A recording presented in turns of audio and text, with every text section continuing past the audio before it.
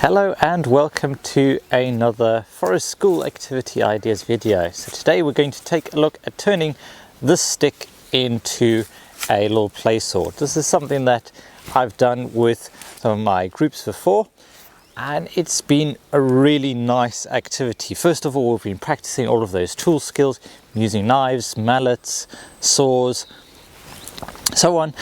It's a really cool project to do. Particularly all young people of all ages and genders really love it, and it also starts a really good conversation about rough and tumble play, about stick fighting, about having these tools but not hurting each other, ways to manage conflict within this, what are rules we can develop to keep people safe, all of those and more. It's a really fantastic activity, so if you're interested in that, we'll dive straight in and talk about making a sword. So first of all, selecting the wood we're going to use. Now, I'm a big fan of hazel for crafting projects. It grows nice and straight, grows in abundance, and you can usually coppice it and take a few poles here and there without doing much harm to the tree, and in fact even extending its lifespan. So hazel is really good, but it'll work with most straight growing, easy to split wood. So willow will work, sycamore, so on. You just want something with a big enough diameter. I'd say about 3 to 4 centimeter diameter is about what you're looking for. This just gives us enough meat there to be able to split it, but you can probably manage with thinner if you have thinner. So the first thing we're going to do is we're going to cut this to length. Now, how long you cut it depends on really how long you want the sword to be. Get the children to hold it, go, okay, it's going to be two-handed, it's going to be one-handed. We'll go for quite a small sword here for the sake of today. So I'm probably going to cut it at about 35, 40 centimeters around there. Now, ideally if you were doing this with kids, ideally you'd have a sawhorse set up or a similar way to hold the wood in place. If you'd like practical tips on sawing and sawing techniques, I do have a whole video on that, and I'll link that in one of the cards. But we're just going to cut it. There's one safe way of doing it. I'm keeping my hands away from it. Got my foot holding it on the wood.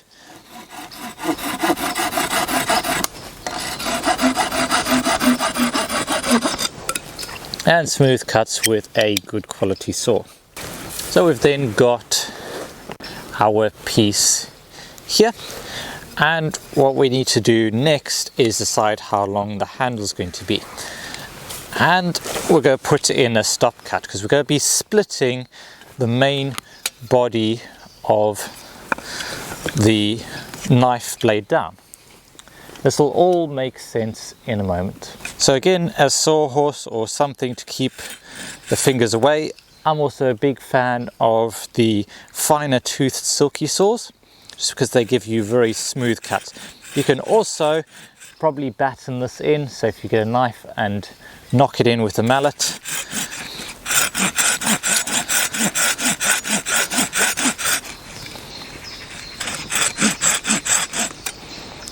We want to go far enough in, they'll hold it, but not so far that it'll cut all the way through.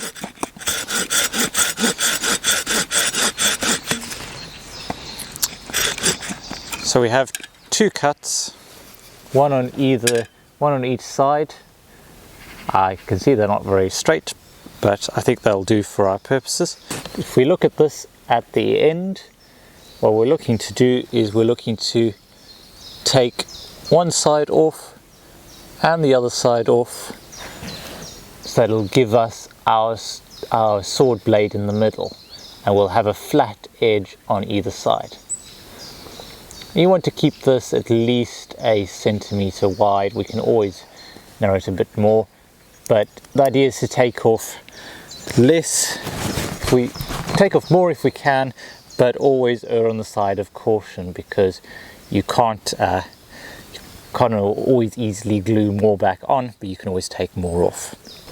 So this is This splitting is probably best done with a knife, so I'm going to put my knife in there, line it up with my stop cuts, which are actually perpendicular to the lines I drew on the top.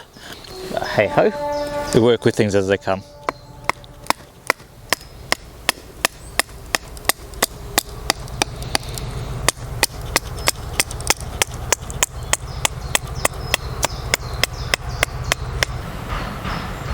Once we've split away one side, we can then come in and split away the other. Again, hammer it in.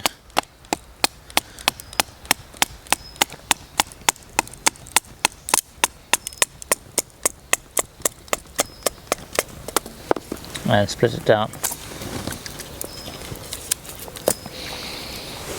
See, it'll have a tendency to split out as we go. So you might want to come in a bit further down. So you can push the knife blade in a little bit at an angle.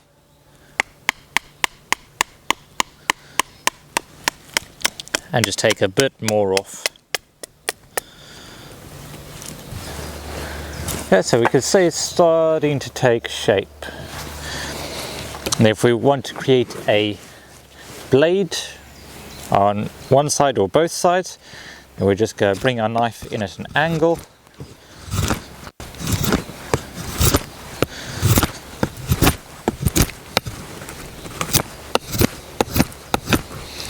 And then at the opposite angle, gradually bring the two sides together.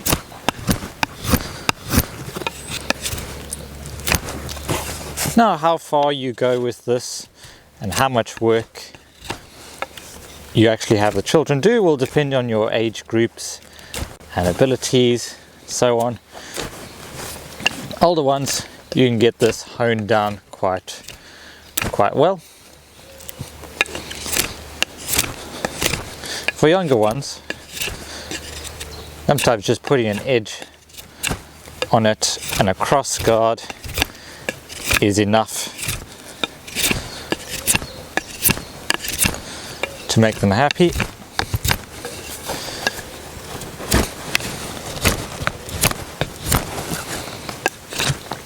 It is a lot of work if you're trying to get to a completely smooth edge. And this is something that does require a bit of force, which is why we want to split as much as we can off the start. Now, once you've got the blade profile to where you want it, and I'm being quite rough and ready with this for the sake of time, we can create a rounded tip.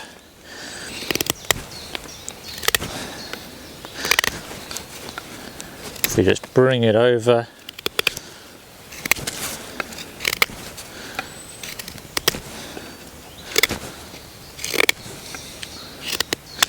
Thumb push, so point, carve it. We can also get this done with a little bit of mallet and knife work, which works great for the younger ones. So if I bring it over to the stump here,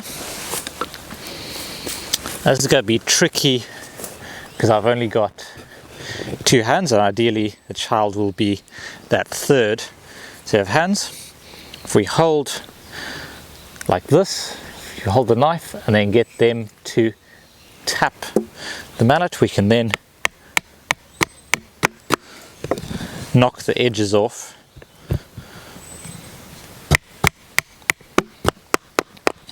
This is a great way to put a point on something like a tent stake or onto a marshmallow stick or something else. If it's a young child or one that doesn't have a lot of strength just yet, because getting through that end grain can be hard. that looks. So we can get to a functional edge and point fairly quickly. As I say, it's up to you whether you take them to a nice point or just round over the edge a little bit. It doesn't need to be deadly sharp to look fun. And then we have our basic shape to blade.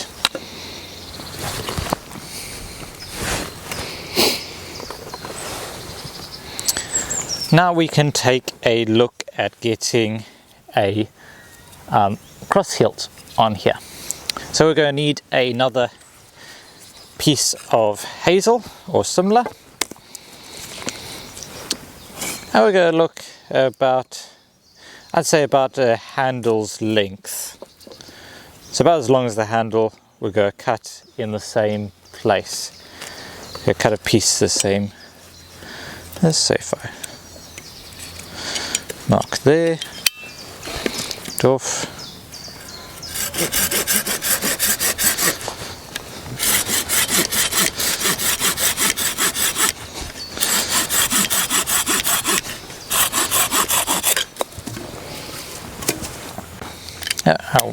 Once we have a round piece like that,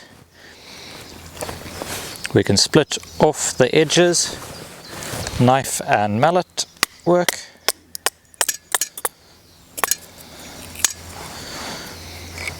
That's where you notice hazel's tendency to split off easily. Come back in from the other end.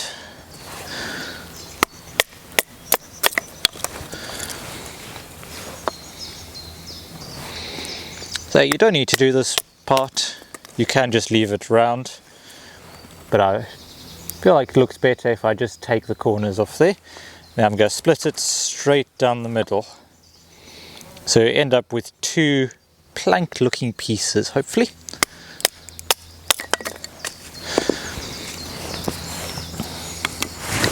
So two pieces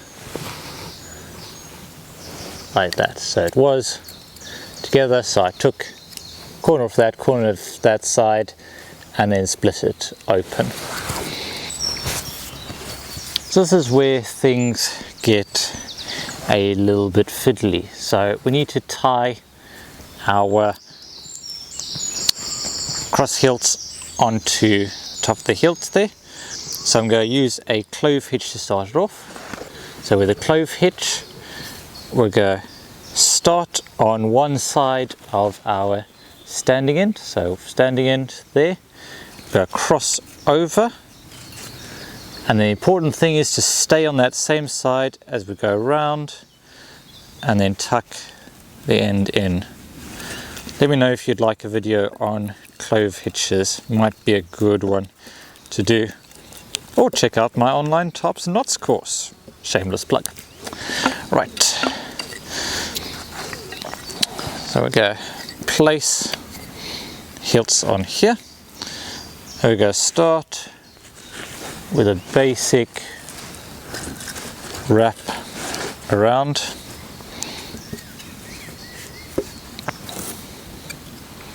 Wrap around one side, come round.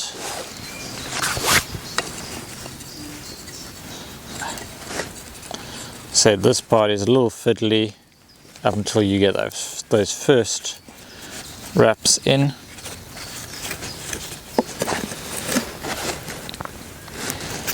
There's your basic lashing.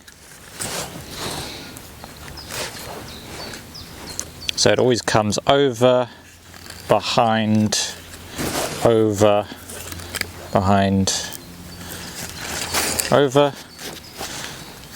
Then, because it looks cool, we're going to go for a couple of crosses here.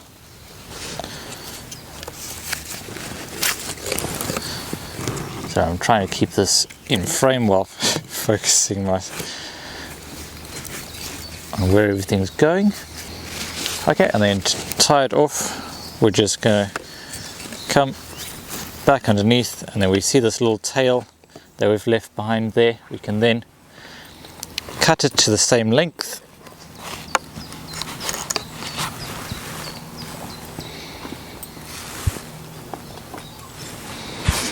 Knot these two together.